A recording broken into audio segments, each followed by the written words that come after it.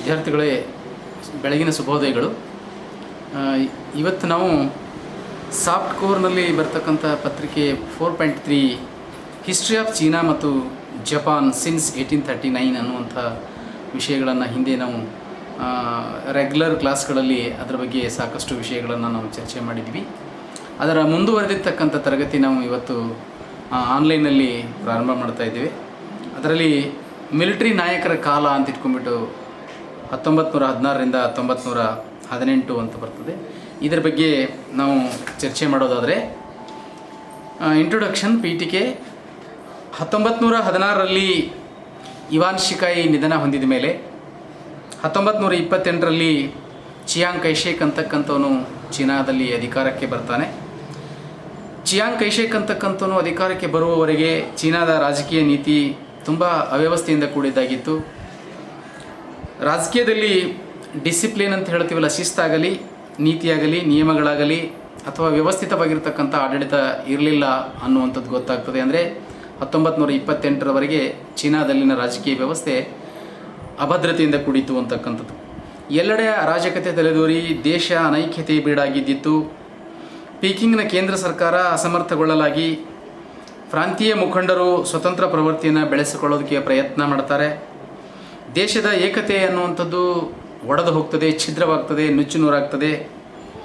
ಪ್ರಾಂತೀಯತೆ ಅನ್ನುವಂಥದ್ದು ಅಂದರೆ ಪ್ರಾವಿನ್ಸಿಯಲ್ ಗೌರ್ಮೆಂಟ್ ಅಂತಕ್ಕಂಥದ್ದು ತುಂಬ ಪ್ರಬಲವಾಗಿ ಬೆಳೆಯುವುದರ ಮೂಲಕ ಚೀನಾದಲ್ಲಿನ ರಾಷ್ಟ್ರೀಯತೆ ಅನ್ನುವುದಕ್ಕೆ, ಅಖಂಡ ಚೀನಾ ಅನ್ನುವುದಕ್ಕೆ ಮಾರಕವಾಗಿ ಪರಿಣಮಿಸ್ತದೆ.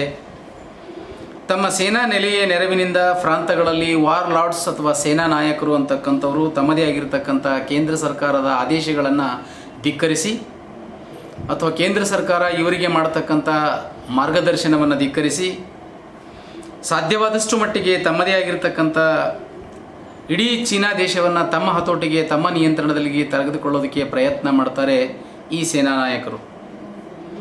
ಹಲವಾರು ಮುಖಂಡರುಗಳು ಇಲ್ಲಿ ತಮ್ಮದೇ ಆಗಿರತಕ್ಕಂಥ ಸ್ವಾರ್ಥ, ಭ್ರಷ್ಟಾಚಾರ ಈ ದೇಶದಲ್ಲಿ ತಾಂಡವಾಡ್ತಾ ಇರೋದರಿಂದ ಅಧಿಕಾರಕ್ಕಾಗಿ ಗುಂಪುಗಳ ನಡುವೆ ಸಾಕಷ್ಟು ಹೋರಾಟ ನಡೀತದೆ ಚೀನಾದಲ್ಲಿ. ಇವೆಲ್ಲದರ ಚಟುವಟಿಕೆಯ ಕೇಂದ್ರ ಸ್ಥಾನ ಚೀನಾದ ರಾಜಧಾನಿಯಾಗಿರ್ತಕ್ಕಂಥ ಪೀಕಿಂಗ್ ಅದಾಗಿದ್ದಿತ್ತು ಅನ್ನೋದು ಗೊತ್ತಾಗ್ತದೆ. ಡಾಕ್ಟರ್ ಸನ್ ಯಾತ್ ಸೇನ್ ಅಂತಕ್ಕಂಥವರು ಕುಮಿಂಟಾಂಗ್ ಪಕ್ಷವನ್ನು ಈ ಎಲ್ಲ ಅಂದರೆ ಕುಮಿಂಟಾಂಗ್ ಪಕ್ಷ ಅಂತ ಹೇಳಿದ್ರೆ ರಾಷ್ಟ್ರೀಯ ಪಕ್ಷ ಅಂತಕ್ಕಂಥದ್ದು. ಆ ರಾಷ್ಟ್ರೀಯ ಪಕ್ಷ ಚೀನಾದಲ್ಲಿರ್ತಕ್ಕಂಥ ವಿವಿಧ ಕ್ರಾಂತಿಕಾರಕ ಸಂಘಗಳನ್ನು, ಸಮೂಹಗಳನ್ನು ಒಂದುಗೂಡಿಸಿ ರಚನೆ ಮಾಡಿರ್ತಕ್ಕಂಥ ಪಕ್ಷ, ಅದು ರಾಷ್ಟ್ರೀಯ ಪಕ್ಷ ಅಂತ ಹೇಳ್ತೀವಿ. ಅದಕ್ಕೆ ಇನ್ನೊಂದು ಕುಮಿಂಟಾಂಗ್ ಪಾರ್ಟಿ ಅಂತ ಕರೀತಾರೆ ಅಥವಾ ನ್ಯಾಷನಲ್ ಪಾರ್ಟಿ ಅಂತ ಕೂಡ ಹೇಳ್ತಾರೆ ಅಂತಕ್ಕಂಥದ್ದು ಗೊತ್ತಾಗ್ತದೆ. ಇವೆಲ್ಲ ದುಷ್ಟಶಕ್ತಿಗಳನ್ನು ಹತ್ತಿಕ್ಕುವಂಥ ಸೈನಿಕ ಬಲ ಅನ್ನುವಂಥದ್ದು ಆ ಕುಮಿಂಟಾಂಗ್ ಅಂತಕ್ಕಂಥ ಪಕ್ಷ ಹೊಂದಿರಲಿಲ್ಲ ಅಂತ ಹೇಳಿದ್ರೆ, ಈ ಕುಮಿಂಟಾಂಗ್ ಅಂತಕ್ಕಂಥ ಪಕ್ಷಕ್ಕೆ ಸ್ವತಂತ್ರವಾಗಿರ್ತಕ್ಕಂಥ ಸೈನ್ಯ ಇರಲಿಲ್ಲ ಅನ್ನುವಂಥದ್ದು ಗೊತ್ತಾಗ್ತದೆ, ಅಥವಾ ತುಂಬ ಪ್ರಭಾವವಾಗಿರ್ತಕ್ಕಂಥ ಮಿಲಿಟ್ರಿ ಇರಲಿಲ್ಲ ಅನ್ನುವಂಥದ್ದು. ಸೊ ಹಾಗಾಗಿ ಈ ಅವಧಿಯಲ್ಲಿ ಚೀನಾದಲ್ಲಿ ಗಣರಾಜ್ಯವಾಗಿದ್ದರೂ ಕೂಡ ಗುಂಪುಗಾರಿಕೆ ರಾಜಕೀಯದಿಂದ ಸಾಕಷ್ಟು ಚೀನಾದಲ್ಲಿ ಅತೃಪ್ತಿ ವಾತಾವರಣ ತಾಂಡವಾಡ್ತಾ ಇತ್ತು ಅಂತಕ್ಕಂಥದ್ದು ಗೊತ್ತಾಗ್ತದೆ. ಚೀನಾ ದೇಶದಲ್ಲಿರ್ತಕ್ಕಂಥ ಮಿಲಿಟರಿ ಆಡಳಿತ ಪದ್ಧತಿಗೆ ಗ್ರಹಣ ಹಿಡಿದಿರ್ತಕ್ಕಂಥ ಒಂದು ವ್ಯವಸ್ಥೆ ಚೀನಾದಲ್ಲಿ ಇತ್ತು ಅಂತಕ್ಕಂಥದ್ದು ಸಹ ನಮಗೆ ಕಂಡು ಬರ್ತದೆ. ಸೊ ಹೀಗಾಗಿ ಇಲ್ಲಿನ ಈ ವಾರ್ ಲಾರ್ಡ್ಸ್ ಅಥವಾ ಸೇನಾ ನಾಯಕರ ಆಳ್ವಿಕೆಯ ಇಂಟ್ರೊಡಕ್ಷನ್ ನೋಡಿದಾಗ ಇಷ್ಟು ಮಾಹಿತಿ ನಮಗೆ ಗೊತ್ತಾಗ್ತದೆ. ನೆಕ್ಸ್ಟ್ ಬರ್ತಕ್ಕಂಥದ್ದು ಗುಂಪು ರಾಜಕೀಯ ಅಂತ ಇಟ್ಕೊಂಡ್ಬಿಟ್ಟು 1916ರಲ್ಲಿ ಇವಾನ್ ಶಿಕಾಯಿ ಮರಣ ಹೊಂದಿದ ಮೇಲೆ ಲಿ ಯುವಾನ್ ಚೀನ್ ಅಂತಕ್ಕಂಥವನು ಚೀನಾದ ಅಧ್ಯಕ್ಷನಾಗ್ತಾನೆ. ತುವಾನ್ ಅಂತಕ್ಕಂಥವನು ಪ್ರಧಾನಮಂತ್ರಿಯಾಗಿ ನೇಮಕಗೊಳ್ತಾನೆ. ಆಗಸ್ಟ್ 1ನೇ ತಾರೀಕಿನಂದು ಪಾರ್ಲಿಮೆಂಟ್ನಲ್ಲಿ ಸಮಾವೇಶಗೊಳ್ಳುವುದರ ಮೂಲಕ, ಅಂದರೆ ಸಂಸತ್ ಭವನ, ಚೀನಾದ ಸಂಸತ್ ಭವನದಲ್ಲಿ ಸಮಾವೇಶಗೊಂಡು 1912ರ ಸಂವಿಧಾನವನ್ನು ಪುನಃ ಜಾರಿಗೆ ತರಲಾಯಿತು. ಸ್ವಾರ್ಥಪರನು, ಅಧಿಕಾರ ಲಾಲಸೆ ಉಳ್ತಕ್ಕಂಥವನು, ಪ್ರತಿಗಾಮಿ ನೀತಿ ಉಳ್ಳವನು ಆಗಿರ್ತಕ್ಕಂಥ ಪ್ರಧಾನಿ ತುವಾನ್ ಅಧ್ಯಕ್ಷನನ್ನು ಕೈಗೊಂಬೆಯನ್ನಾಗಿ ಮಾಡಿಕೊಳ್ಳಬೇಕು ಅಂತಕ್ಕಂಥ ಪ್ರಯತ್ನದಲ್ಲಿದ್ದ. ಪಾರ್ಲಿಮೆಂಟನ್ನು ಯಾವುದೇ ರೀತಿಯಾಗಿರ್ತಕ್ಕಂಥ ಗಣನೆಗೆ ತೆಗೆದುಕೊಳ್ಳದೆ ಅಧಿಕಾರ ನಡೆಸತೊಡಗಿದನು. ಅಂದರೆ ಸಂಸತ್ ಅಂತಕ್ಕಂಥ ಸಂಸತ್ತಿನ ಎಲ್ಲ ಸದಸ್ಯರನ್ನು ಸಂಪೂರ್ಣವಾಗಿ ಆಡಳಿತದಲ್ಲಿ ಹಸ್ತಕ್ಷೇಪ ಮಾಡಲಿಕ್ಕೆ ಮುಕ್ತವಾಗಿರ್ತಕ್ಕಂಥ ಸ್ವಾತಂತ್ರ್ಯವಾಗಲಿ, ಮುಕ್ತವಾಗಿರ್ತಕ್ಕಂಥ ಅವಕಾಶವಾಗಲಿ ಆ ತುವಾನ್ ಅಂತಕ್ಕಂಥವನು ಇಲ್ಲಿ ಅದಕ್ಕೆ ಅವಕಾಶ ಕೊಡಲಿಲ್ಲ ಅಂತಕ್ಕಂಥದ್ದು ಗೊತ್ತಾಗ್ತದೆ. ಇದರಿಂದ ಜಿಗುಪ್ಸೆಗೊಂಡಿರ್ತಕ್ಕಂಥ ಪಾರ್ಲಿಮೆಂಟಿನ ಸದಸ್ಯರು ಹೊರಬಂದು ಡಾಕ್ಟರ್ ಸನ್ ಯಾತ್ ಸೇನ್ ಅವರ ಅಧ್ಯಕ್ಷತೆಯಲ್ಲಿ ದಕ್ಷಿಣದ ಕ್ಯಾಂಟನ್ನಲ್ಲಿ ರಿಪಬ್ಲಿಕ್ ಅಂತಕ್ಕಂಥ ಒಂದು ಸರ್ಕಾರವನ್ನು, ಹೊಸ ಸರ್ಕಾರವನ್ನು ರಚಿಸಿಕೊಳ್ತಾರೆ. ಇದರ ಪರಿಣಾಮದಲ್ಲಿ ಚೀನಾ ಇಬ್ಬಾಗವಾಗುತ್ತದೆ. ಗುಂಪುಗಾರಿಕೆಯ ರಾಜಕೀಯ ಪ್ರಾರಂಭವಾಯಿತು ಅಂತಕ್ಕಂಥದ್ದು ಗೊತ್ತಾಗ್ತದೆ. ಚೀನಾ ದೇಶದಲ್ಲಿ 2 ಸರ್ಕಾರಗಳು ಅಸ್ತಿತ್ವಕ್ಕೆ ಬರ್ತವೆ. ಒಂದು ಉತ್ತರದ ಪೀಕಿಂಗ್ನಲ್ಲಿ, ಮತ್ತೊಂದು ದಕ್ಷಿಣದ ಕ್ಯಾಂಟನ್ನಲ್ಲಿ ಅಂತ ಇಟ್ಕೊಂಡ್ಬಿಟ್ಟು. ಒಟ್ಟು ಚೀನಾಕ್ಕೆ 2 ರಾಜಧಾನಿಗಳಾಗ್ತವೆ. ಉತ್ತರ ಚೀನಾಕ್ಕೆ ಪೀಕಿಂಗ್ ಅಂತಕ್ಕಂಥದ್ದು ರಾಜಧಾನಿಯನ್ನಾಗಿ ಮಾಡಿಕೊಂಡು, ದಕ್ಷಿಣ ಚೀನಾಕ್ಕೆ ಕ್ಯಾಂಟನ್ ಅಂತಕ್ಕಂಥದ್ದು. ಹೀಗೆ ಇಂಥ ಅನೈಕ್ಯತೆಯ ವೇಳೆಯಲ್ಲಿ ಇದೇ ಸಂದರ್ಭಕ್ಕೆ ಅಂದರೆ 1914ರಿಂದ 1918ರಲ್ಲಿ ವಿಶ್ವ ಮೊದಲನೆಯ ಮಹಾಯುದ್ಧ ಅಥವಾ ಪ್ರಥಮ ಜಾಗತಿಕ ಮಹಾಯುದ್ಧ ಕೂಡ ಸಂಭವಿಸುತ್ತಿತ್ತು ಅಥವಾ ನಡೆಯುತ್ತಿತ್ತು ಅಂತಕ್ಕಂಥದ್ದು ಗೊತ್ತಾಗ್ತದೆ. ಒಟ್ಟಾರೆ ಚೀನಾದ ರಾಜಕೀಯ ಪರಿಸ್ಥಿತಿ ಗುಂಪುಗಾರಿಕೆಯಿಂದ ಕೂಡಿರ್ತಕ್ಕಂಥ ರಾಜಕೀಯ ವ್ಯವಸ್ಥೆ ಚೀನಾದಲ್ಲಿತ್ತು ಅಂತಕ್ಕಂಥದ್ದು ಗೊತ್ತಾಗ್ತದೆ. ಮುಂದೆ ಬರ್ತಕ್ಕಂಥದ್ದು ಚೀನಾ ಮತ್ತು ಪ್ರಥಮ ಮಹಾಯುದ್ಧ. ಸುಭದ್ರ ಸರ್ಕಾರವಿಲ್ಲದೆ ಅನೈಕ್ಯತೆಯ ಮತ್ತು ಅರಾಜಕತೆಯ ಗೊಂದಲಮಯದ ಸನ್ನಿವೇಶದಲ್ಲಿ ಸಿಲುಕಿ ಹಾಕಿಕೊಂಡಿರ್ತಕ್ಕಂಥ ಚೀನಾ ದೇಶ ಪ್ರಥಮ ಮಹಾಯುದ್ಧದಲ್ಲಿ ಅಥವಾ ಜಾಗತಿಕ ಮೊದಲ ಮಹಾಯುದ್ಧದಲ್ಲಿ ಪ್ರವೇಶ ಮಾಡಬೇಕು ಅನ್ನುವಂಥ ಇಚ್ಛೆ ಚೀನಾ ರಾಷ್ಟ್ರಕ್ಕೆ ಇರಲಿಲ್ಲ. ಆದುದರಿಂದ 1917ರವರೆಗೆ ಚೀನಾ ಮೊದಲ ಮಹಾಯುದ್ಧದಲ್ಲಿ ಭಾಗವಹಿಸದೆ ತಟಸ್ಥವಾಗಿ ಉಳಿದುಕೊಳ್ಳುತ್ತದೆ. ಚೀನಾದ ಶಾಂಟುಂಗ್ ಅಂತಕ್ಕಂಥದ್ದು ಜರ್ಮನಿಯ ಪ್ರಭಾವ ವಲಯದಲ್ಲಿತ್ತು ಅಂತಕ್ಕಂಥದ್ದು.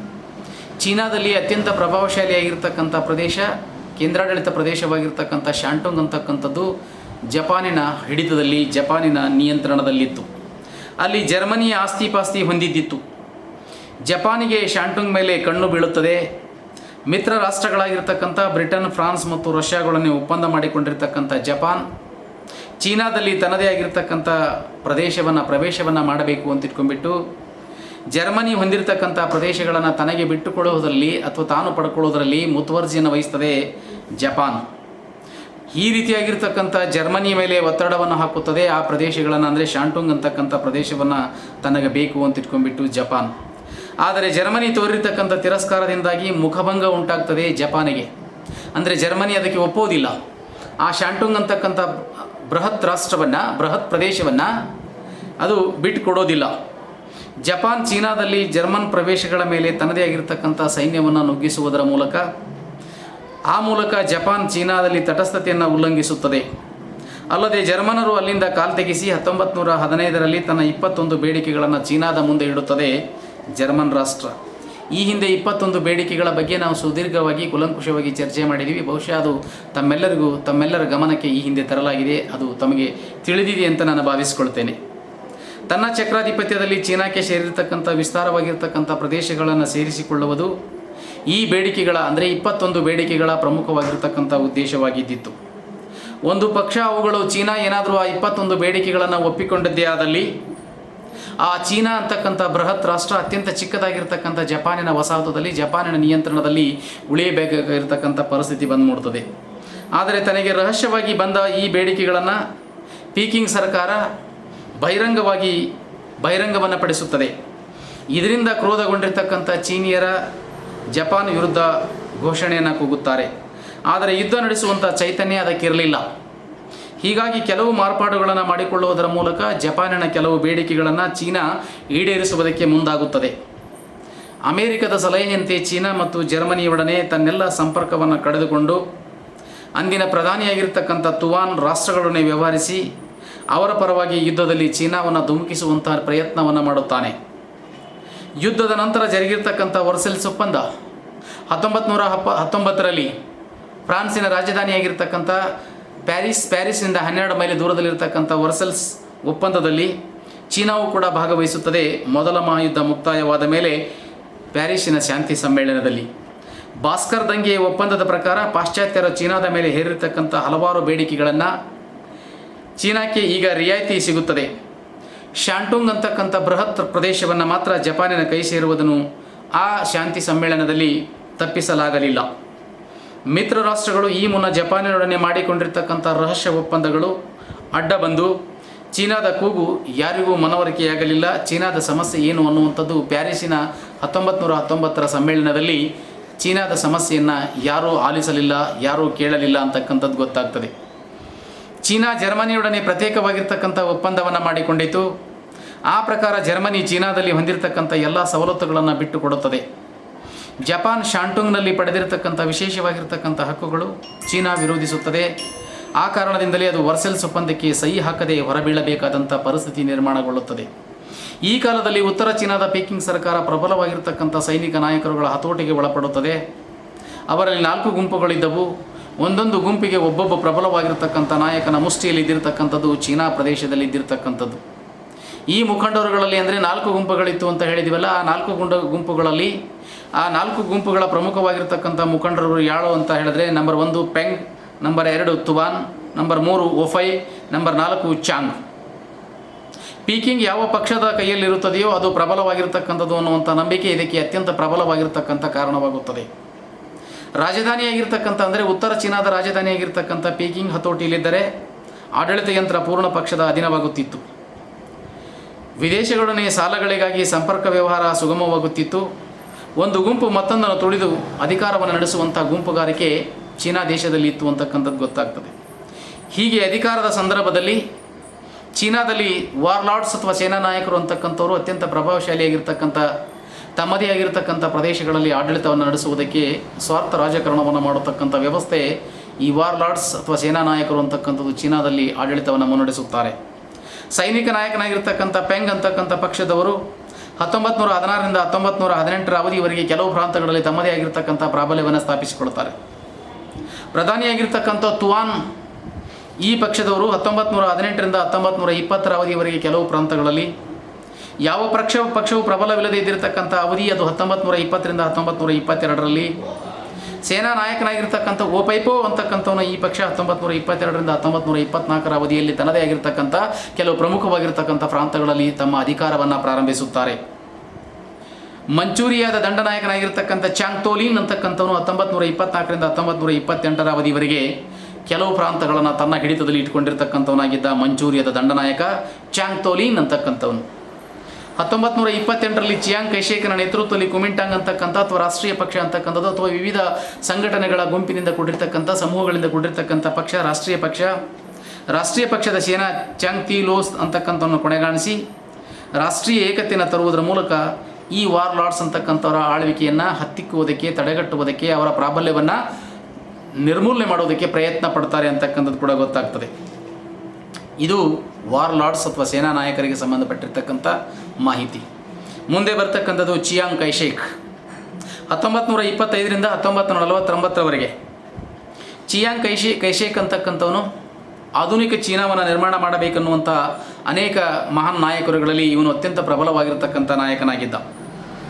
ಡಾಕ್ಟರ್ ಸನ್ ಯಾತ್ ಸೇನ್ ಅಂತಕ್ಕಂಥವರು ಮರಣ ಹೊಂದಿದ ಮೇಲೆ ಕುಮಿಂಟಾಂಗ್ ಪಕ್ಷದ ನೇತಾರನಾಗಿರ್ತಕ್ಕಂಥ ಚಿಯಾಂಗ್ ಕೈಶೇಕ್ ಕ್ಯಾಂಟನ್ ಸರ್ಕಾರದ ಅಧ್ಯಕ್ಷನಾಗಿದ್ದು ದೇಶದ ಒಳಿತಿಗಾಗಿ, ಏಳಿಗೆಗಾಗಿ, ಅಭಿವೃದ್ಧಿಗಾಗಿ, ಪ್ರಗತಿಗಾಗಿ ಶ್ರಮಿಸಿರ್ತಕ್ಕಂಥ ವ್ಯಕ್ತಿ. ಚೀನಾದಲ್ಲಿರ್ತಕ್ಕಂಥ ಗುಂಪುಗಾರಿಕೆಯ ಸೇನಾ ನಾಯಕರ ಅಥವಾ ಪಾಳೆಗಾರರ ಅಥವಾ ವಾರ್ಲಾರ್ಡ್ಸ್ ಅಂತ ನಾವೇನು ಹೇಳ್ತಾ ಇದ್ದೀವಿ, ಇವರ ಹಿಡಿತದಿಂದಾಗಿ ಚೀನಾದಲ್ಲಿನ ರಾಜಕೀಯ ಪರಿಸ್ಥಿತಿ ಅಭದ್ರತೆಯಿಂದ ತಲೆದೂರಿದಾಗ ಅದರ ನಿವಾರಣೆಯನ್ನು ಮಾಡುವುದಕ್ಕೋಸ್ಕರವಾಗಿ ಡಾಕ್ಟರ್ ಸನ್ ಯಾತ್ ಸೇನನೊಡನೆ ಅವನ ಬಲಗೈ ಭಂಟನಾಗಿ ದುಡಿದಿರತಕ್ಕಂಥ ವ್ಯಕ್ತಿ ಚಿಯಾಂಗ್ ಕೈಶೇಕ್. ತನ್ನೆಲ್ಲ ಹಿತವನ್ನು ದೇಶದ ಏಕತೆಗಾಗಿ ವಿನಿಯೋಗಿಸಿದ ನಿಸ್ವಾರ್ಥಿ ಕಾರ್ಯಸಾಧನೆಯಲ್ಲಿ ಇವನು ಹಾಕಿಕೊಂಡಿರ್ತಕ್ಕಂಥ ಮಾರ್ಗ ಅನ್ಯರಿಗೆ ಭಿನ್ನವಾದದ್ದಾದರೂ ಗುರಿ ಮಾತ್ರ ಒಂದೇ ಆಗಿದ್ದಿತ್ತು. ಗುರಿ ಏನು ಅಂತ ಹೇಳಿದ್ರೆ ಚೀನಾಕ್ಕೆ ಸುಭದ್ರವಾಗಿರ್ತಕ್ಕಂಥ ಆಡಳಿತವನ್ನು, ಸುಭದ್ರವಾಗಿರ್ತಕ್ಕಂಥ ರಾಜಕೀಯ ವ್ಯವಸ್ಥೆಯನ್ನು ಕಲ್ಪಿಸಿಕೊಡಬೇಕನ್ನುವಂಥದ್ದು. ಕೊನೆಗೂ ತನ್ನ ದೇಶವಾಗಿರ್ತಕ್ಕಂಥ ದೇಶದ ಏಕತೆಯನ್ನು ಸಾಧಿಸುವುದಕ್ಕೆ ಪ್ರಯತ್ನ ಪಟ್ಟಿರ್ತಕ್ಕಂಥವನು. ಆದರೆ ಡಾಕ್ಟರ್ ಸನ್ ಯಾತ್ ಸೇನ್ ಅಂತಕ್ಕಂಥವನು ಅದನ್ನು ನೋಡುವಂಥ ಭಾಗ್ಯ ಅವನಿಗಿರಲಿಲ್ಲ. ಕಾರಣ 1916ರಲ್ಲಿ ಡಾಕ್ಟರ್ ಸನ್ ಯಾತ್ ಸೇನ್ ಅಂತಕ್ಕಂಥವರು ತೀರಿ ಹೋಗ್ತಾರೆ. ಚಿಯಾಂಗ್ ಕೈಶೇಕ್ ಕೂಡ ಕೆಲವು ದೌರ್ಬಲ್ಯಗಳನ್ನು ಹೊಂದಿದ್ದರೂ ಕೂಡ ಅಂದಿನ ಸಂದಿಗ್ಧವಾಗಿರ್ತಕ್ಕಂಥ ಸಮಯದಲ್ಲಿ ದೇಶಕ್ಕೆ ಅಂತಹ ಸಮರ್ಥ ನಾಯಕನ ಅವಶ್ಯಕತೆ ಇದ್ದಿತ್ತು. ಸೊ ಹಾಗಾಗಿ ಈ ಚಿಯಾಂಗ್ ಕೈಶೇಕನ ಪೀಠಿಕೆಯನ್ನು ಅಥವಾ ಪ್ರಸ್ತಾವನೆ ನೋಡಿದಾಗ ನಮಗೆ ಗೊತ್ತಾಗ್ತಕ್ಕಂಥದ್ದು. ಮುಂದೆ ಬರ್ತಕ್ಕಂಥದ್ದು ಚಿಯಾಂಗ್ ಕೈಶೇಕನ ಬಾಲ್ಯ ಜೀವನ ಅಂತ ಇಟ್ಕೊಂಡ್ಬಿಟ್ಟು. ಚಿಯಾಂಗ್ ಕೈಶೇಕ್ 1887ರಲ್ಲಿ ಚಿರಿಯಾಂಗ್ ಪ್ರಾಂತದ ಚಿಕೋ ಎಂಬ ಸಾಧಾರಣ ಗ್ರಾಮದಲ್ಲಿ ಜನ್ಮ ತಾಳ್ತಾನೆ. ಈತನ ತಂದೆ ಅತ್ಯಂತ ಚಿಕ್ಕದಾಗಿರ್ತಕ್ಕಂಥ ಒಂದು ನೌಕರಿಯನ್ನು ಮಾಡ್ತಾ ಇದ್ದ. ತಾಯಿ ಒಬ್ಬ ಧೈರ್ಯವಂತೆ, ಬೌದ್ಧ ಪಂಥವನ್ನು, ಬೌದ್ಧ ಮತವನ್ನು ಆರಾಧನೆ ಮಾಡತಕ್ಕಂಥ ಮಹಿಳೆಯಾಗಿದ್ದಳು. ಈ ಚಿಯಾಂಗ್ ಕೈಶೇಕ್ ಅಂತಕ್ಕಂಥವನು ಬಾಲ್ಯದಲ್ಲಿರುವಾಗಲೇ, ಚಿಕ್ಕಲ್ಲಿರುವಾಗಲೇ ತನ್ನ ತಂದೆಯನ್ನು ಕಳೆದುಕೊಂಡು ಚಿಯಾಂಗ್ ಕೈಶೇಕ್ ತಾಯಿ ಹಾಗೂ ತಾಯಿಯ ಸಂಬಂಧಿಗಳ ಆಶ್ರಯದಲ್ಲಿ ಬೆಳೀತಾನೆ. ಮಾಧ್ಯಮಿಕ ಶಿಕ್ಷಣವನ್ನು ಪಡೆದ ನಂತರ ಪೋತಿಂಗ್ ಮಿಲಿಟರಿ ಅಕಾಡೆಮಿಯನ್ನು ಸೇರ್ತಾನೆ. ಹಾಗೆ ನಮ್ಮಲ್ಲಿ ಇವತ್ತು ಕಿತ್ತೂರು ರಾಣಿ ಸೈನಿಕ ಶಾಲೆಗಳಂತಿದ್ದಾವೆ, ಅಥವಾ ನವೋದಯ ಶಾಲೆಗಳಂತಿದ್ದಾವೆ, ಅಥವಾ ನಮ್ಮಲ್ಲಿರ್ತಕ್ಕಂಥ ಏನು ಮೊರಾರ್ಜಿ ವಸತಿ ಶಾಲೆಗಳಂತ ಬರ್ತವೆ. ಆ ರೀತಿಯಾಗಿರ್ತಕ್ಕಂಥದ್ದು ಅಲ್ಲಿರ್ತಕ್ಕಂಥ ಒಂದು ಶಾಲೆ ಹೆಸರು ಪೋತಿಂಗ್ ಮಿಲಿಟರಿ ಅಕಾಡೆಮಿ ಅಂತ ಇಟ್ಕೊಂಡ್ಬಿಟ್ಟು. ಈ ಪೋತಿಂಗ್ ಮಿಲಿಟರಿ ಅಕಾಡೆಮಿ ಅಂತಕ್ಕಂಥ ಮಿಲಿಟರಿ ಶಿಕ್ಷಣವನ್ನು ಪಡೆಯುವುದರ ಮೂಲಕ ಮಿಲಿಟರಿ ಶಿಕ್ಷಣದಲ್ಲಿ ಆಸಕ್ತಿಯನ್ನು ಬೆಳೆಸಿರ್ತಕ್ಕಂಥ ಹೆಚ್ಚಿನ ಅಧ್ಯಯನಕ್ಕಾಗಿ ಜಪಾನಿಗೆ, ಅಂದರೆ ಹೈಯರ್ ಎಜುಕೇಷನ್ ತೆಗೆದುಕೊಳ್ಬೇಕಾದಂಥ ಸಂದರ್ಭದಲ್ಲಿ ಜಪಾನಿಗೆ ತೆರಳಬೇಕಾಯಿತು ಅಂತಕ್ಕಂಥದ್ದು. ಜಪಾನಿಗೆ ಹೋಗಿ ಅಲ್ಲಿ ಮಿಲಿಟರಿ ಶಾಲೆಗೆ ಸೇರಿಕೊಳ್ತಾನೆ. ಬಹು ಪ್ರಯಾಸದಿಂದ, ಅಂದರೆ ತುಂಬ ಕಷ್ಟಪಟ್ಟು ಅಲ್ಲಿ ಜಪಾನ್ನಲ್ಲಿ ಪ್ರವೇಶ ಪಡ್ಕೊಳ್ಬೇಕಾಗಿತ್ತು ಅಂತ ಹೇಳಿದ್ರೆ ಇವನಿಗೆ ತುಂಬ ಸ್ಪರ್ಧೆ ಇತ್ತು ಅಂತಕ್ಕಂಥದ್ದು ಗೊತ್ತಾಗ್ತದೆ. ಆದರೂ ಕೂಡ ಪ್ರವೇಶವನ್ನು ಗಿಟ್ಟಿಸಿಕೊಳ್ಳುತ್ತಾನೆ. ಜಪಾನಿನ ಪರಿಸರ, ಅವರ ಮಿಲಿಟರಿಯ ಶಿಸ್ತು ಚಿಯಾಂಗ್ ಕೈಶೇಕನ ಮೇಲೆ ಅಪಾರವಾಗಿರ್ತಕ್ಕಂಥ ಪ್ರಭಾವವನ್ನು ಬೀರ್ತದೆ. ಜಪಾನಲ್ಲಿರ್ತಕ್ಕಂಥ ಎಜುಕೇಷನ್ ವಾತಾವರಣ ಏನಿದೆಯಲ್ಲ, ಅಥವಾ ಶೈಕ್ಷಣಿಕ ವಾತಾವರಣ, ಅಲ್ಲಿರ್ತಕ್ಕಂಥ ಶಿಸ್ತು, ಸಂಯಮತೆ ಮತ್ತು ಮಿಲಿಟರಿ ಆಡಳಿತ, ಈ ಮಿಲಿಟರಿ ಶಾಲೆಯಲ್ಲಿ ಅದೆಲ್ಲವನ್ನು ಕಲ್ಕೊಳ್ತಾನೆ. ಅದರಿಂದ ಇವನ ಮೇಲೆ ತುಂಬ ಅಗಾಧವಾಗಿರ್ತಕ್ಕಂಥ ಪರಿಣಾಮ ಬೀರುತ್ತದೆ. ಇಲ್ಲಿ ತರಬೇತಿಯನ್ನು ಪಡೆಯುತ್ತಿದ್ದಂಥ ಸಮಯದಲ್ಲಿ ಇವನಿಗೆ ಪರಿಚಯವಾಗಿರ್ತಕ್ಕಂಥವರೇ ಡಾಕ್ಟರ್ ಸನ್ ಯಾತ್ ಸೇನ್ ಅವರು. ಇವರ ಸಂಪರ್ಕ ಪ್ರಾಪ್ತವಾಗಿರುವುದರಿಂದ ಚೀನಾದಿಂದ ಓಡಿ ಬಂದು ಜಪಾನ್ನಲ್ಲಿ ತನ್ನ ಕಾರ್ಯಚಟುವಟಿಕೆಗಳನ್ನು ಪ್ರಾರಂಭಿಸಿದರು. ಯಾಕೆ ಅಂತ ಹೇಳಿದ್ರೆ ಹಿಂದೆ ಬಹುಶಃ ತಮಗೆ ನೆನಪಿರಬೇಕು, ಡಾಕ್ಟರ್ ಸನ್ ಯಾತ್ ಸೇನ್ ಅವರನ್ನು ಅಂದಿನ ಮಂಚೂ ಸರ್ಕಾರ ಕಂಡಲ್ಲಿ ಗುಂಡಿಟ್ಟು ಕೊಲೆ ಮಾಡೋದಕ್ಕೆ ಅಥವಾ ಅವನ ತಲೆಯನ್ನು ಕತ್ತರಿಸಿ ತಂದವರಿಗೆ ಅವರಿಗೆ ಬಹುಮಾನವನ್ನು ಕೊಡುವುದಾಗಿ ಘೋಷಣೆ ಮಾಡಿತ್ತು ಅಂದಿನ ಮಂಚೂ ಸರ್ಕಾರ. ಸೊ ಅದರಿಂದ ತಲೆದಪ್ಪಿಸಿಕೊಂಡು ಜಪಾನಿಗೆ ಹೋಗಿರತಕ್ಕಂಥ ಡಾಕ್ಟರ್ ಸನ್ ಯಾತ್ ಸೇನ್ ಅವರ ಪರಿಚಯ ಚಿಯಾಂಗ್ ಕೈಶೇಕನಿಗೆ ಅಲ್ಲಿ ಆಗುತ್ತದೆ ಅಂತಕ್ಕಂಥದ್ದು. ಡಾಕ್ಟರ್ ಸನ್ ಯಾತ್ ಸೇನ್ ಅಂತಕ್ಕಂಥವನು ಮಹಾನ್ ಕ್ರಾಂತಿಕಾರಿಯಾಗಿರ್ತಕ್ಕಂಥವನು. ಕ್ರಾಂತಿಕಾರಿಕ ಲಕ್ಷಣಗಳು ಚಿಯಾಂಗ್ ಕೈಶೇಕನಲ್ಲಿ ಮೂಡುತ್ತವೆ. ಜೊತೆಗೆ ಅವನ ಶೌರ್ಯ, ಸಾಹಸ ಅವನಲ್ಲಿ ಪುಟಿದೇಳುತ್ತದೆ. ಇದನ್ನು ಗುರುತಿಸಿರ್ತಕ್ಕಂಥ ಡಾಕ್ಟರ್ ಸನ್ ಯಾತ್ ಸೇನ್ ತನ್ನ ಕ್ರಾಂತಿಕಾರಿಕ ಪಕ್ಷವಾಗಿರ್ತಕ್ಕಂಥ ತುಂಗ್ ಮಿಂಗ್ ಹುಯಿ ಎನ್ನುವಂಥ ಸದಸ್ಯತ್ವಕ್ಕೆ ಬೆಂಬಲವನ್ನು ನೀಡುವುದರ ಮೂಲಕ ಚಿಯಾಂಗ್ ಕೈಶೇಕನು ಕೂಡ ಇವರಿಬ್ಬರ ಆತ್ಮೀಯವಾಗಿರ್ತಕ್ಕಂಥ ಸ್ನೇಹವನ್ನು ಬೆಳೀತದೆ. ಮುಂದೆ ಬರ್ತಕ್ಕಂಥದ್ದು ಚಿಯಾಂಗ್ ಕೈಶೇಕನ ಅಭ್ಯುದಯ. ಜಪಾನಿನಲ್ಲಿ ಮಿಲಿಟರಿ ಶಿಕ್ಷಣವನ್ನು ಪಡ್ಕೊಂಡಿರ್ತಕ್ಕಂಥ ಚಿಯಾಂಗ್ ಕೈಶೇಕ್ ಚೀನಾದ 1911ರ ಕ್ರಾಂತಿಯಲ್ಲಿ ಪಾಲ್ಗೊಂಡು ಅಲ್ಲಿರ್ತಕ್ಕಂಥ ಮಂಚೂ ಸರ್ಕಾರವನ್ನು ಪತನಗೊಳಿಸಿದ. ಆದರೆ ಆಗ ಡಾಕ್ಟರ್ ಸನ್ ಯಾತ್ ಸೇನ್ ಅಧ್ಯಕ್ಷ ಪದವಿಯನ್ನು ಇವಾನ್ ಶಿಕಾಯಿಗೆ ಬಿಟ್ಟುಕೊಟ್ಟಿರುವುದರಿಂದ ಚಿಯಾಂಗ್ ಕೈಶೇಕನಿಗೆ ಅತೃಪ್ತಿದಾಯಕವಾಗಿರ್ತಕ್ಕಂಥದ್ದಾಗಿದ್ದಿತ್ತು. ಬಹುಶಃ ನಿಮಗೆ ನೆನಪಿರಬೇಕು, ಡಾಕ್ಟರ್ ಸನ್ ಯಾತ್ ಸೇನ್ ಅಂತಕ್ಕಂಥವನು ಗಣರಾಜ್ಯ ಸರ್ಕಾರದ ಅಧ್ಯಕ್ಷ ಪದವಿಯನ್ನು ಇವಾನ್ ಶಿಕಾಯಿ ಅಂತಕ್ಕಂಥವನಿಗೆ ದಾರಿ ಎರೆದು ಕೊಡ್ತಾನೆ ಅಂತಕ್ಕಂಥದ್ದು. ಯಾಕೆ ಅಂತ ಹೇಳಿದ್ರೆ ಅವತ್ತಿನ ಸಂದರ್ಭದಲ್ಲಿ ಚೀನಾ ದೇಶಕ್ಕೆ ಬೇಕಾಗಿರ್ತಕ್ಕಂಥ ಸಮರ್ಥ ದಕ್ಷ ನಾಯಕ ಈ ಚಿಯಾಂಗ್ ಕೈಶೇಕ್ ಅಂತಕ್ಕಂಥವನು ಒಬ್ಬ ಕಾರ್ಯದರ್ಶಿಯಾಗಿ, ಒಬ್ಬ ಪ್ರಧಾನಿಯಾಗಿ, ಒಬ್ಬ ಅಧ್ಯಕ್ಷನಾಗಿ ಮತ್ತು ವಿದೇಶಾಂಗ ರಾಯಭಾರಿ ಮಂತ್ರಿಯಾಗಿ ಕೆಲಸವನ್ನು ಮಾಡಿರುವುದರಿಂದ ಮತ್ತು ಮಂಚೂ ಸರ್ಕಾರದಲ್ಲಿ ಸೇನಾ ನಾಯಕನಾಗಿ ಕೆಲಸ ಮಾಡಿರುವುದರಿಂದ ಆಡಳಿತದಲ್ಲಿ ಅಪಾರವಾಗಿರ್ತಕ್ಕಂಥ ಅನುಭವವನ್ನು ಹೊಂದಿರತಕ್ಕಂಥ ವ್ಯಕ್ತಿ ಚಿಯಾಂಗ್ ಕೈಶೇಕ್ ಆಗಿದ್ದ. ಸೊ ಆ ಕಾರಣಕ್ಕೋಸ್ಕರವಾಗಿ ಡಾಕ್ಟರ್ ಸನ್ ಯಾತ್ ಸೇನ್ ಅವರು ಚೀನಾದ ಅಭಿವೃದ್ಧಿಗಾಗಿ, ಚೀನಾದ ಪ್ರಗತಿಗಾಗಿ ತನ್ನ ಪದವಿಯನ್ನು ಚಿಯಾಂಗ್ ಕೈಶೇಕ್ ಅವರಿಗೆ ಬಿಟ್ಟು ಕೊಡ್ತಾರೆ ಅಂತಕ್ಕಂಥದ್ದು ಗೊತ್ತಾಗ್ತದೆ. ಸೊ 1911ರ ಕ್ರಾಂತಿಕಾರಿಗಳನ್ನು ಇವಾನ್ ಶಿಕಾಯಿಯನ್ನು ದಮನ ಮಾಡುವಲ್ಲಿ ಉಗ್ರವಾಗಿರ್ತಕ್ಕಂಥ ಕ್ರಮಗಳನ್ನು ಕೈಗೊಳ್ತಾನೆ ಅಂತಕ್ಕಂಥದ್ದು ಗೊತ್ತಾಗ್ತದೆ. ಇದರ ಪರಿಣಾಮವಾಗಿ ಮತ್ತೆ ಚಿಯಾಂಗ್ ಕೈಶೇಕ್ ಜಪಾನಿಗೆ ಓಡಿ ಹೋಗಬೇಕಾಗಿರ್ತಕ್ಕಂಥ ಪರಿಸ್ಥಿತಿ ನಿರ್ಮಾಣಗೊಳ್ಳುತ್ತದೆ. 1916ರಲ್ಲಿ ಇವಾನ್ ಶಿಕಾಯಿ ಮರಣ ಹೊಂದಿದ ಮೇಲೆ ಚೀನಾಕ್ಕೆ ಮರಳಿರತಕ್ಕಂಥ ಇವನು ಯಾರು, ಚಿಯಾಂಗ್ ಕೈಶೇಕ್, ಚೀನಾಕ್ಕೆ ಮರಳಿದ ಮೇಲೆ ಸ್ವಲ್ಪ ಸಮಯದಲ್ಲಿ ರಾಜಕೀಯದಿಂದ ಹೊರಗುಳಿತಾನೆ. ತನ್ನ ಗಮನವನ್ನು ವ್ಯಾಪಾರದ ಕಡೆಗೆ ಹರಿಸಿ ಅಪಾರವಾಗಿರ್ತಕ್ಕಂಥ ಸಂಪತ್ತನ್ನು ಗಳಿಸಿದನು. ಈ ವೇಳೆಯಲ್ಲಿ ಗ್ರೀನ್ ಗ್ಯಾಂಗ್ ಅಂದರೆ ಹಸಿರು ಗುಂಪು ಅಂತಕ್ಕಂಥ ಒಂದು ಸೀಕ್ರೆಟ್ ಸೊಸೈಟಿಯನ್ನು, ರಹಸ್ಯ ಸಂಸ್ಥೆಯನ್ನು ಕಟ್ತಾನೆ.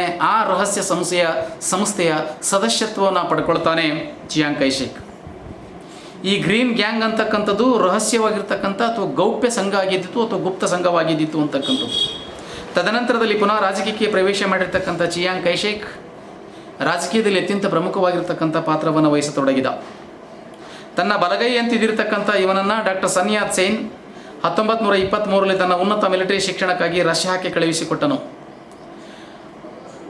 ನೋಡಿ, ಡಾಕ್ಟರ್ ಸನ್ ಯಾತ್ ಸೇನ್ ಅವರು ಅಧ್ಯಕ್ಷ ಪದವಿಯನ್ನು ತ್ಯಾಗ ಮಾಡೋದ್ರ ಜೊತೆಗೆ ಚಿಯಾಂಗ್ ಕೈಶೇಕ್ ಅಂತಕ್ಕಂಥವನಿಗೆ ಇನ್ನೂ ಹೆಚ್ಚಿನ ತರಬೇತಿಯನ್ನು ಹೊಂದಬೇಕು ಮಿಲಿಟರಿಯಲ್ಲಿ ಅಂತೇಳಿ ಈ ಚಿಯಾಂಗ್ ಕೈಶೇಕ್ ಅಂತಕ್ಕಂಥವನಿಗೆ 1923ರಲ್ಲಿ ರಷ್ಯಾಕ್ಕೆ ಕೊಟ್ಟು ಕಳಿಸ್ತಾನೆ ಅಂತಕ್ಕಂಥದ್ದು ಗೊತ್ತಾಗ್ತದೆ. ಎಂಥ ತ್ಯಾಗಮಯವಾಗಿರ್ತಕ್ಕಂಥ ಜೀವಿ ಡಾಕ್ಟರ್ ಸನ್ ಯಾತ್ ಸೇನ್ ಅವರಾಗಿದ್ದರು ಅಂತಕ್ಕಂಥದ್ದು ಗೊತ್ತಾಗ್ತದೆ. ರಷ್ಯಾಕ್ಕೆ ಹೋದ ಮೇಲೆ ರಷ್ಯಾದಲ್ಲಿ ವಾಂಪೋ ಮಿಲಿಟರಿ ಅಕಾಡೆಮಿಯ ನಿರ್ದೇಶಕನನ್ನಾಗಿ ಇವನನ್ನು ನೇಮಕ ಮಾಡುತ್ತದೆ. ಅಂದರೆ ಮಿಲಿಟರಿ ಶಿಕ್ಷಣವನ್ನು ಪಡ್ಕೊಂಡ ಮೇಲೆ ವಾಂಪೋ ಮಿಲಿಟರಿ ಅಕಾಡೆಮಿ ಅಂತ ಇಟ್ಕೊಂಡ್ಬಿಟ್ಟು ಒಂದು ಮಿಲಿಟರಿ ಅಂದರೆ ಸೈನಿಕ ಶಾಲೆ ಅಥವಾ ಸೈನಿಕ ಶಿಕ್ಷಣ ತರಬೇತಿ ಸಂಸ್ಥೆಯನ್ನು ಸ್ಥಾಪನೆ ಮಾಡ್ತಾರೆ. ಅದರ ಆ ಅಕಾಡೆಮಿಯ ನಿರ್ದೇಶಕನನ್ನಾಗಿ ಮಾಡಲಾಗ್ತದೆ ಚಿಯಾಂಗ್ ಕೈಶೇಕನಿಗೆ. ದೇಶದ ಏಕತೆ ಸಾಧಿಸುವುದು ಅವಶ್ಯವಿದ್ದ ಶಿಸ್ತಿನ ಸೇನಾನಿಗಳನ್ನು ತರಬೇತಿ ಮಾಡುವುದು ಈ ಅಕಾಡೆಮಿಯ ಪ್ರಮುಖವಾಗಿರತಕ್ಕಂಥ ಧ್ಯೇಯೋದ್ದೇಶವಾಗಿದ್ದಿತ್ತು, ಕಾರ್ಯವಾಗಿದ್ದಿತ್ತು. ತದನಂತರದಲ್ಲಿ ಕುಮಿಂಟಾಂಗ್ ಪಕ್ಷದ ಜನರು ಜರೂರ್ ಸಮಿತಿಯ ಅಧ್ಯಕ್ಷನಾಗಿ ಇವನನ್ನು ನಿಯುಕ್ತಿಗೊಳಿಸಲಾಗುತ್ತದೆ. ಡಾಕ್ಟರ್ ಸನ್ ಯಾತ್ ಸೇನ್ ಕ್ಯಾಂಟನ್ನಲ್ಲಿ ಅಧಿಕಾರೂಢನಾದಾಗ ಅವನಿಗೆ ಬೆನ್ನೆಲುಬಾಗಿ ನಿಂತಿರತಕ್ಕಂಥ ಸಹಕಾರ ಮಾಡಿರ್ತಕ್ಕಂಥವನು ರಷ್ಯಾದ ಮಾದರಿಯಲ್ಲಿ ಚೀನಾದಲ್ಲಿ ರಾಷ್ಟ್ರೀಯ ಸೇನೆಯನ್ನು ತಯಾರು ಮಾಡಬೇಕಾಗಿರ್ತಕ್ಕಂಥ ಸಂದರ್ಭದಲ್ಲಿ ಚಿಯಾಂಗ್ ಕೈಶೇಕನು ಕಮ್ಯುನಿಸ್ಟನೇನು ಆಗಿರಲಿಲ್ಲ. ಆದರೂ ಕೂಡ 1925ರಲ್ಲಿ ಡಾಕ್ಟರ್ ಸನ್ ಯಾತ್ ಸೇನ್ ಅವರ ಕಾಲವಾದ ಮೇಲೆ ಕುಮಿಂಟಾಂಗ್ ಅಂತಕ್ಕಂಥ ಪಕ್ಷದ ನಾಯಕನಾಗ್ತಾನೆ. ಕ್ಯಾಂಟನ್ ಸರ್ಕಾರದ ಅಧ್ಯಕ್ಷನಾಗ್ತಾನೆ. ಉತ್ತರ ಪೀಕಿಂಗ್ನಲ್ಲಿ ಗುಂಪುಗಾರಿಕೆ ರಾಜಕೀಯವನ್ನು ಅಂತ್ಯಗೊಳಿಸಿ ರಾಷ್ಟ್ರದ ಏಕತೆಯನ್ನು ಸಾಧಿಸಬೇಕೆನ್ನುವಂಥ ನಿರ್ಧಾರದಲ್ಲಿ ಅತ್ಯಂತ ಪ್ರಮುಖವಾಗಿರ್ತಕ್ಕಂಥ ಹೋರಾಟವನ್ನು ಮಾಡ್ತಾನೆ. ತನ್ನದೇ ಆಗಿರ್ತಕ್ಕಂಥ ಹಲವಾರು ಯೋಜನೆಗಳನ್ನು ರೂಪಿಸಿಕೊಳ್ಳುತ್ತಾನೆ ಚಿಯಾಂಗ್ ಕೈಶೇಕ್. ಹೀಗೆ ಚಿಯಾಂಗ್ ಕೈಶೇಕ್ ಮುಂದೆ ಬರ್ತಕ್ಕಂಥದ್ದು ಚಿಯಾಂಗ್ ಕೈಶೇಕ್ ಮತ್ತು ಚೀನಾದ ಏಕತೆ.